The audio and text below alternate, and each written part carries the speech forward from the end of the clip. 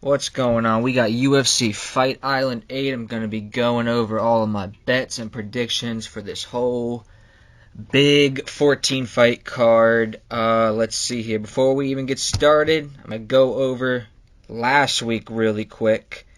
I did pretty bad with the betting. I think my problem with it is I got way too specific on the props, for one thing. I parlayed things I wasn't completely confident about.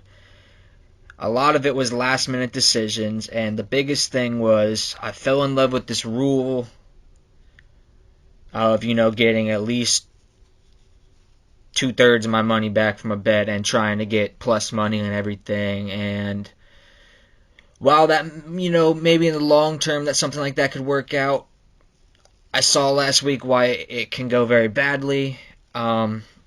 First of all, I bet the Lingo and Kilburn fight to not go the distance, and I also bet Lingo inside the distance. That was extremely frustrating because he should have finished him inside the distance. He had a million chances to, and every time Kilburn was hurt, he just kind of backed up. I was like, I'm going to conserve myself. So, whatever on that.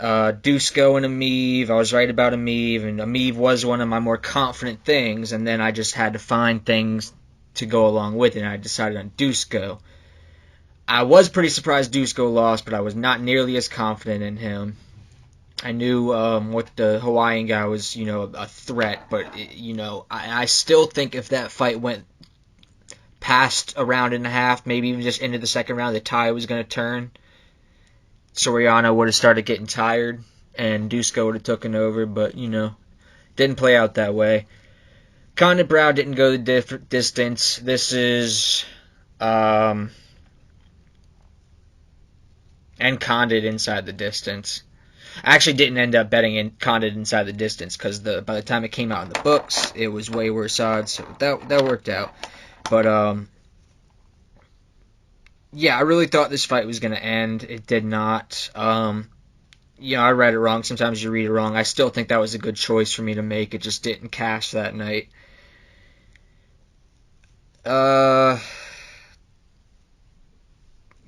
Buckley, Ponzinibbio, both of them. I was both saying you should not be parlaying those people in my predictions. You saw why. I thought they both of them were going to be able to win, but it was going to be really close. It went way past there, though, and they both got taken out early by them. So, what do you know? Felipe inside the distance, with it being refunded if it goes the distance. That was a good bet. Got refunded because it went the distance, but Felipe wasn't getting knocked out by Tafa. Amiv by decision. We cashed that one. Yeah, Lee and Pons going the distance and over. Another wrong read. I thought it was more even, and it would last. I didn't. That was probably something that I should have avoided completely, with the fact that there was so many unknowns with the 2-year layoff. I feel like anytime there's a 2-year layoff like that, you either come back, and surprise people with how much you improved, or something like that happens. So I'm gonna try to stay away from those big layoff spots. If it's a year, it's kind of fine with me. But when you get to 2 years and more, that's questionable. Wu, that was a pretty bad read. What's her name was a lot better than I expected in the clinch and on the ground. I knew she would beat her in the stand-up. And then Mello, we cashed that underdog bet. Don't know why Sarah Moore was such a favorite there. Okay, so now we're going to go over quickly the bets I'm making on this one. And then I'm going to go into the full card predictions, and I'll touch more on why these bets when each fight comes up there. So, Chiesa money line, already bet this, plus 125. Schnell money line, already bet this, plus 113. Perez money line, already bet this, plus 125. Akmedov money line. Have not bet this, but I don't really see not betting it. I'm a little on the fence about it, but I'm pretty sure I am going to bet it. Plus 140. And then I got 5 totals. As you can see with all these picks, I'm being a lot more broad with what the outcome can be. I'm going money line, or I'm going over a short period, like round 2 starting, or 1.5, or I'm going does not go the distance versus under 2.5 or under 1.5, or round 3 doesn't start or something like that. All right. And they are, let's see, we got Chiesa does not go the distance. Plus 110. I'll get into these later. Fiorot does not go the distance. Plus 140. Sue starts round 2. Minus 140. Murphy over 1.5. Minus 170. And Alves does not go the distance. Minus 155. Alright, so now we're going to get into the predictions one by one, and I'll touch on all of those bets as they come up. And we're starting with, let's see, we got Fiorot against Leonardo. One quick little interesting thing about this is Leonardo is 1 day older than Fiorot. I don't think that matters in any way. I just thought that was really interesting to see. What are the odds of that? Anyway, so it's a debut. So I don't want to really bet on either side. I think I probably would have bet on Fiorot if I got her earlier when she was close to a pick'em, but now no way. I believe she's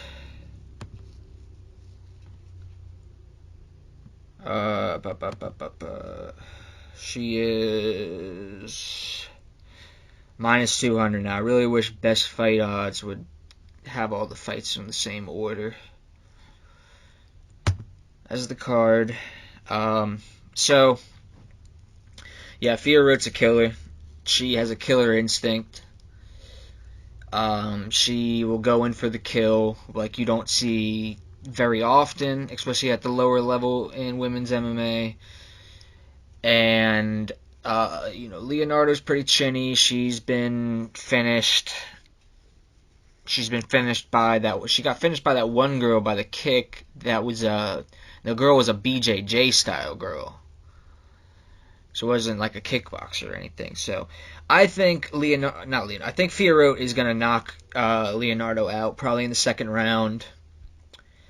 And I do have a bet on that not going the distance because I did see some questionableness with Fiorot off of her back on the ground and all for with this being such a debut fight and low level, maybe Leonardo can catch her in a submission or something like that. So I think this is pretty likely to not go the full distance though, just with the matchup here. So I have a bet there, and it's plus money. So I have a bet there. Next, we got Umar Nurmagomedov against Sergey Mazarov. This fight and the fourth fight, Rivera and Figueiredo, I have similar feelings on. I'm not betting either of them. Both you got the younger brother of a well-known, well-respected champion. The Umar's not his brother, I'm sorry, but whatever he is, cousin. And he has that hype built into it. Figueiredo not so much because there's not a lot of tape on him. But Umar's like minus 500. Now Sergey Mazarov, he looks pretty decent. Especially to be a whatever he is. It's plus. You know what? I'm just gonna keep the Best Fight Odds open. This is what I'm going off of.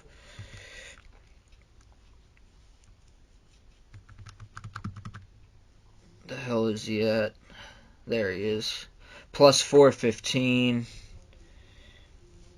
Umar's probably just going to get wider. Maybe if you wanted to parlay Umar, I honestly I wouldn't parlay Umar. And not even just at the value. I think Sergey has somewhat of a shot here from what I've seen of him, especially with all the pressure that's going to be on Umar. So, yeah, I'm staying away from that fight completely. But as far as the prediction goes, I'll say Umar will win by a decision. But definitely not betting it. Third fight, Mike Davis taking on the undefeated Mason Jones. This is one that's kind of hard for me to read, especially with the sketchiness of the tape on Jones. You find his recent title fights in that other promotion, but you don't. Everything else is like recorded off of a cell phone by somebody in the audience. So, I mean, he looks pretty decent. I think Mike Davis looks a lot better, but it's not like a huge discrepancy where I'm going to want to pick a side over the other. A lot of money is coming. Maybe I would end up betting Davis if this really worked its way down to a pick'em. Davis opened up as a huge favorite, and he's just been working his way down. Now he's minus 160.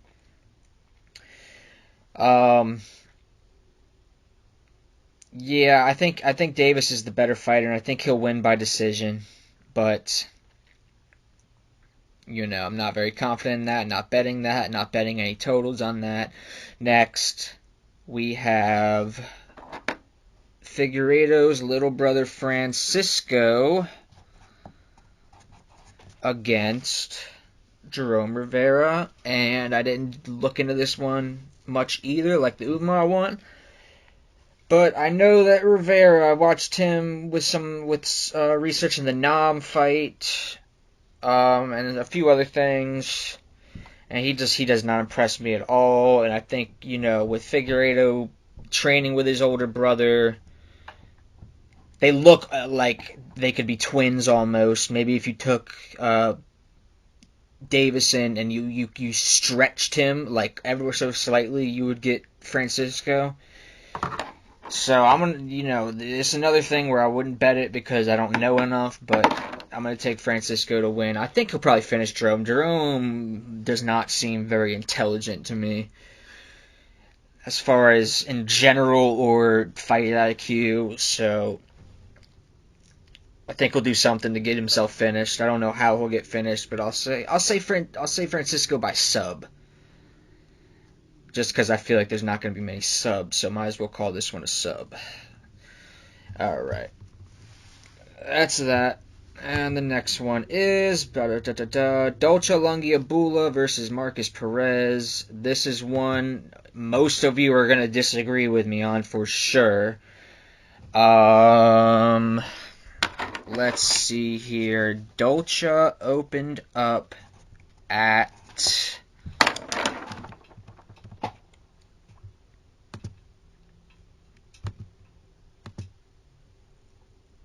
$350, minus 350. Now he's minus 140. So a lot of other people in the betting world obviously saw value on Perez. I would have loved to have gotten him at one of that crazy plus monies. That's not a word, sorry. You know what I mean. But I got him at plus 125. I think he's the better all-around fighter here. Lungiambula is one-dimensional to me. He's a big power shot that's going to land from a big jack guy, and he's got decent takedowns with the judo, but it's nothing that's too impressive, and I don't think it's anything that's going to win him a fight here against Perez. I was also going to bet possibly over 1.5, but it's kind of running away with the value, so I'm probably going to skip that because maybe this does end early. Lungiambula, he's just not really, he doesn't seem like I don't know. I don't see what everybody else tends to see in him. And also, this is at 185, and everybody thought this was going to be at 205. So he just cut weight for the first time to 185. Think about how big the guy is. And now a month later, he has to do the exact same thing again against a guy who's not only that, but a guy who's bigger than him. Perez is bigger than him frame-wise. And everyone just, looks at the physique of Lungiambula and says that's That's the whole story. So I'm going to take Perez to win, probably by decision. I think it'll go the distance, but I could see him also, finishing Lungiabula doing something stupid to get himself in a submission, or just catching him with a clean shot. And there's definitely a chance I lose this bet and Lungiabula knocks him out, but I don't really see much chance of anything else other than that. So that is that.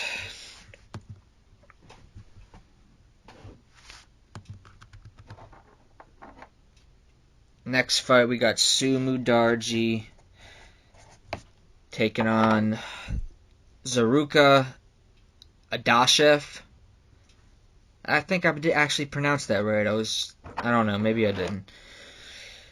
Adashev, he came from like a kickboxing background. He's only had 5 fights. It's kind of one of these people. It's like, how did all of a sudden he get to the UFC with this little record? But maybe the UFC sees something we don't.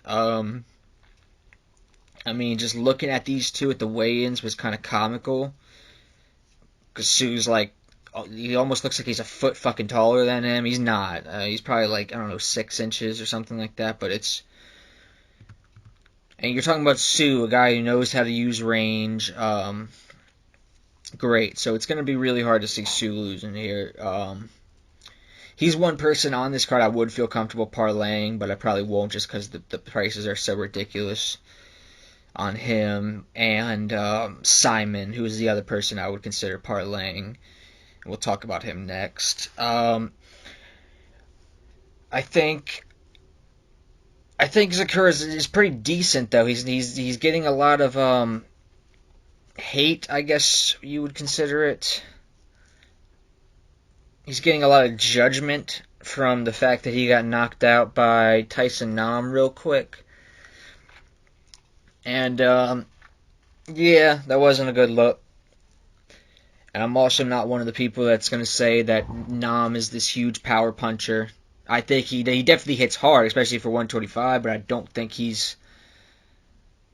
people talk about his power like he's the Francis Ngannou of the flyweights, and he's not. First of all, he's a lanky guy. You want to talk about the real powerful guys, it's always going to be the big, strong, muscle-bound, short guy. In most cases. Yeah,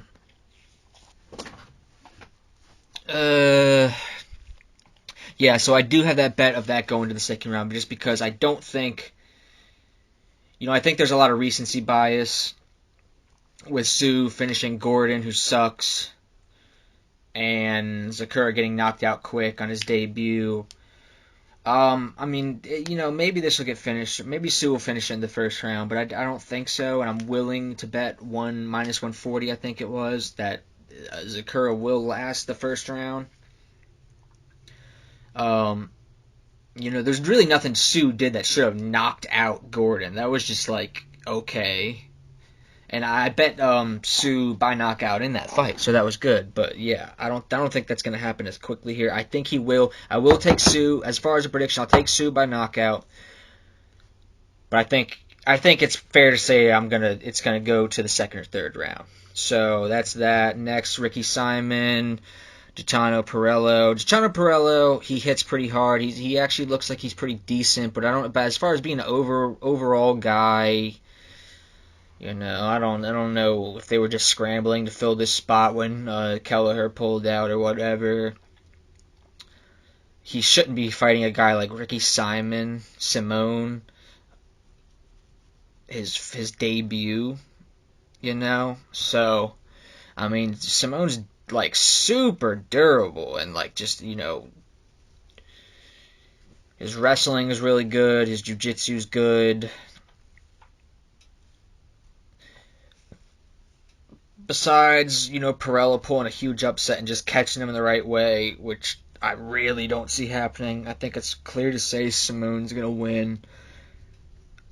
I'll say by decision, but that's, the competition level and just the general the general skill level, I think, is just favoring Simone so much he might be able to find a way to finish it early. As far as a prediction, I mean, obviously Simone, I just don't know what to say for how. I think I'm leaning, something in my gut is telling me submission, so I'll say Ricky Simone by submission. But, I don't bet that. Next, another bet I have as far as money line goes, Akmedov against Brees. Another one people seem to disagree with me with. Competition level. Akmedov has fought a lot tougher people. He's, I know when he fought Chris Weidman is kind of past his prime a little bit, but that's a world-class wrestler guy. And he did,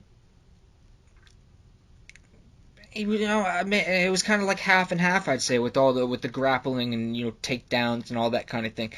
Chris probably, did a little better, but it was so close. And, I mean, Brees is not, he has a black belt, but his wrestling, I just see him like, he doesn't have very good wrestling defense. He's good with submissions and finding submissions. And I think he concentrates on submissions and finding them in times that gets him unfocused on the actual wrestling behind it. And he gets taken down, and then maybe he'll find a submission, maybe he won't. I don't think he's going to find a submission on Akmedov.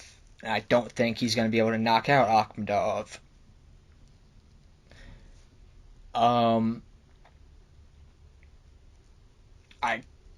Maybe later on.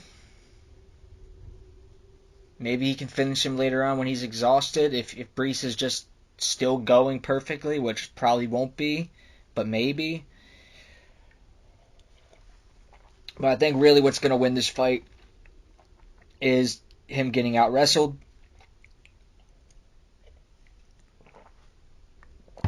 Sorry, taking a sip. I kind of lost my train of thought there. Oh, right. Yeah, so, Omari's just going to go for takedowns, get him, hold him. He's going to probably have 6 to 9 minutes of control time in this fight, not to mention whatever else he tries to do. Maybe he'll have a sub attempt in there, the ground and pound, whatever. He's not really a finisher, though, like I said in the other video, so I think more than likely just going to drag out Brees by, controlling him and win by decision. Akmedov by decision. And next, we're going to go to Leon Murphy against Douglas Andrade. First of all, I want to talk about the face-off. This was kind of like Sue and the other guy. He was so much bigger as far as frame-wise than Andrade. Andrade is coming up to featherweight from most of his career at bantamweight. I guess the weight cut was starting to get too much for him as he got older. So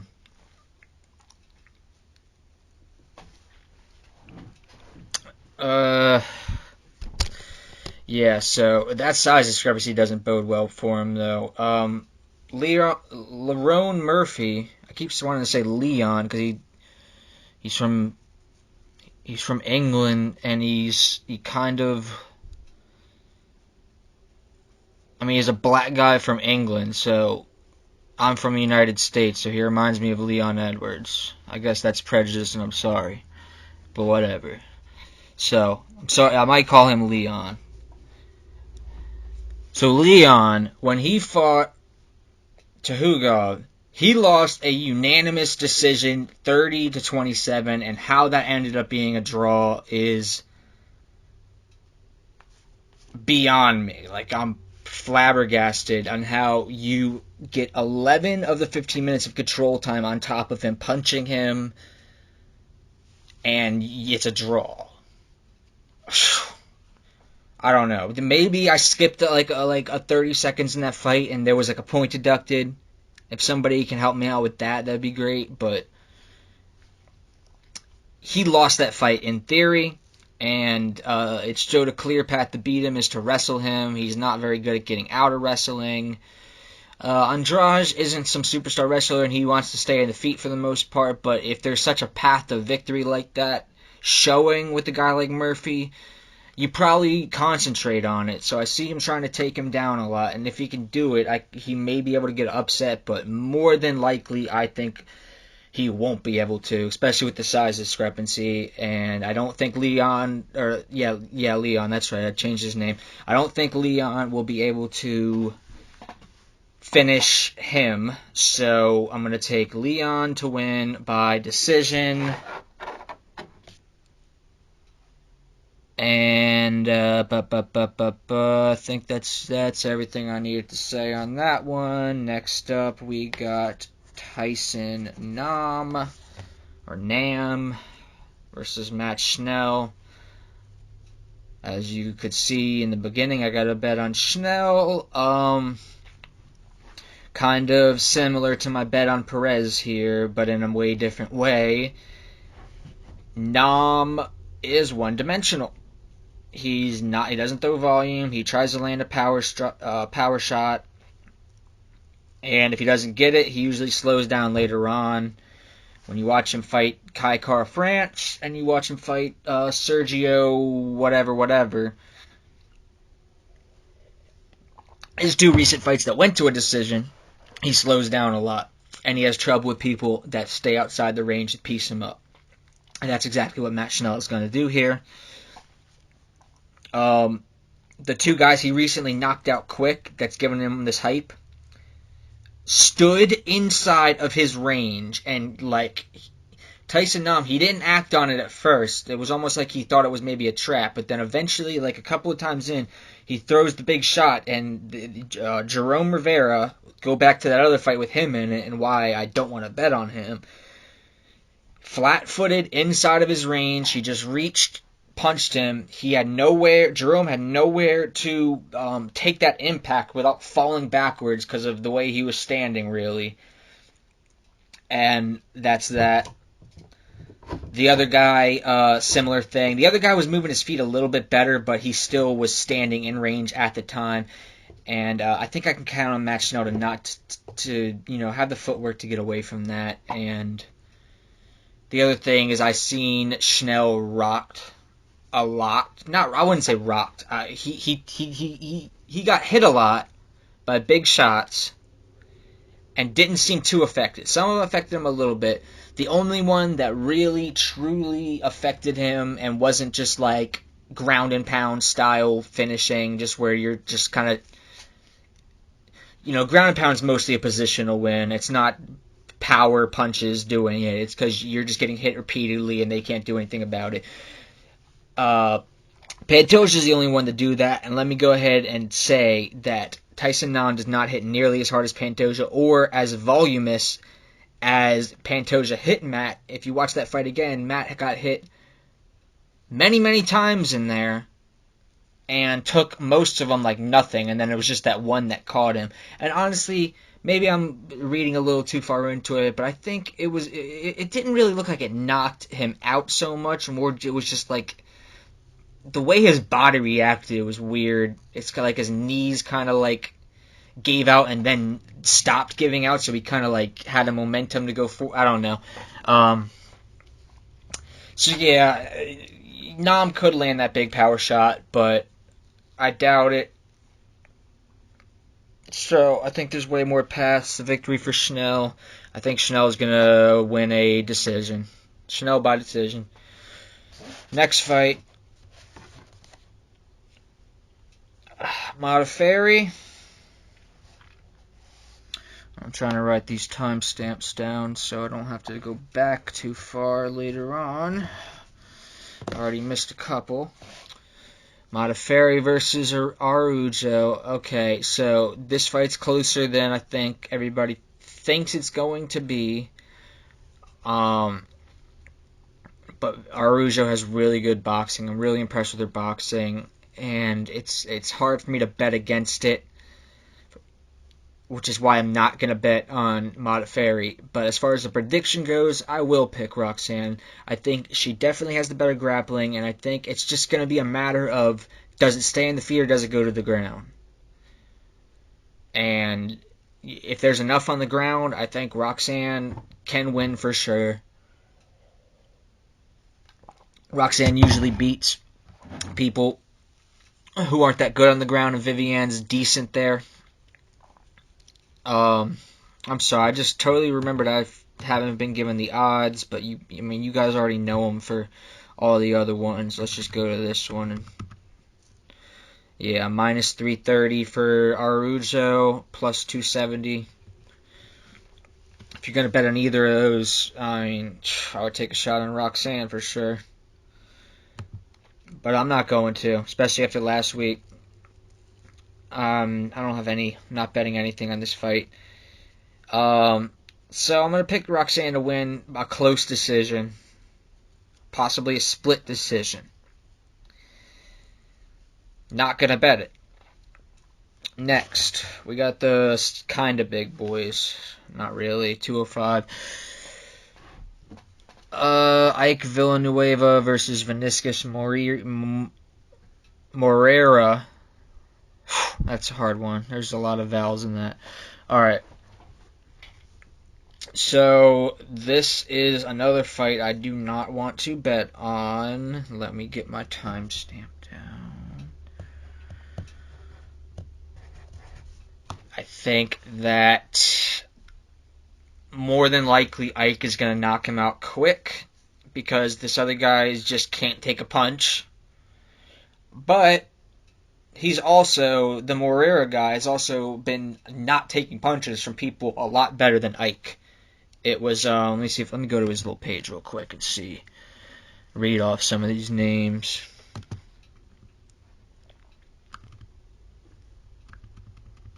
Paul Craig, Eric Anders, Alonzo Mendenfield. Paul Craig didn't knock him out, he choked him out, but doesn't matter here. So you got that questionableness of, does Ike have the ability to do that those guys did? I don't know. And then Ike he has decent wrestling from when I watched his past tapes, but I don't know if I'd count him out from catching a sub by Moreira if it goes to the ground, because that's what he's going to want to try to do, is take it to the ground. And I think just the more likely thing here is Ike is going to knock him out probably early. I almost considered betting that this would start round 2 at minus 150, but nah, because this could definitely end in the first round. So, yeah, not betting this one, but I'll take Ike by knockout.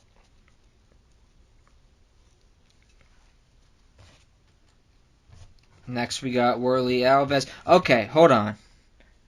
Before I even go into this Worley Alves fight, between this fight, the Modafarri fight, I wanted to say this earlier, but I forgot. Between this fight, the Modafarri fight, and the Murphy fight, those are 3 big favorites in that fight. One of those people will lose. I'm going to say that now. I don't understand people parlaying Lazzez, Murphy, or Araujo. I think at least one of those will get an upset. I'm going to go with Modafarri to do so, but yeah, I don't see how people are parlaying that. So, Alves versus Lazzez. Lazzez shown to be pretty good, but he's not, I don't know if he's, I guess he's kind of untested. But Alves, he's not nothing. He's still relatively young and he's good. He has the ability to, just, I don't know, a lot of things can happen here. I think what's likely going to happen is that the first round's going to be competitive.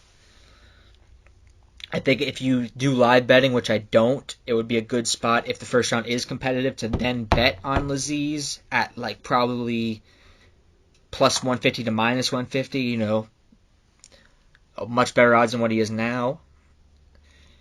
And, and then I think after that, Worley's going to start getting tired.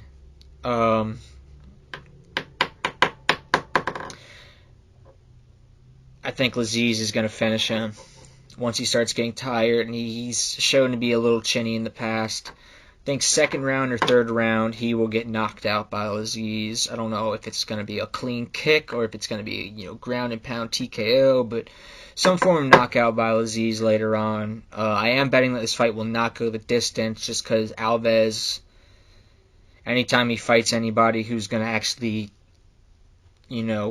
fight him and not do like this whole tentative thing, someone gets finished. So doesn't go the distance there. And then we got the main event finally.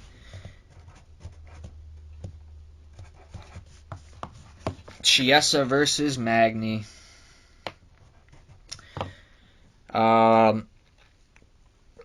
Chiesa, he looks a lot better at 170 than he did at 155. I think he's pretty good with the submissions. I think he's really good with the submissions, and I think he's much better than Magny at everything with the ground, including takedowns. And with the stand-up, he's probably not as good as Magny, but I think he's better. He's more better than Magny on the ground than Magny is better than Chiesa on the feet. So, yeah, I'm betting Chiesa. He's plus money, so I mean, whether it's a drawn-out decision, I don't think it will be, or he's subbing him, getting him in a spot where he can just, TKO him late or something. I think Chiesa has more ways to win here than Magny does. Magny's a guy that's never really impressed me too much. All of a sudden, he beat like an old Robbie Lawler who's clearly past his prime, and now he's like, oh, he's the elite of the division. Like, no, he's been like on the edge of the top 15. I think Magny's gonna take it. I think he's gonna sub him in round 2 or 3, maybe 4, 3 or 4. I'm gonna say 3 or 4. I'm also gonna probably bet it doesn't go the distance. I'm a little questionable on that one. I may change my mind, but I'm probably going to bet that one doesn't go the distance. So that's it. If you agree or disagree, let me know, comment, and let's go make some money tomorrow.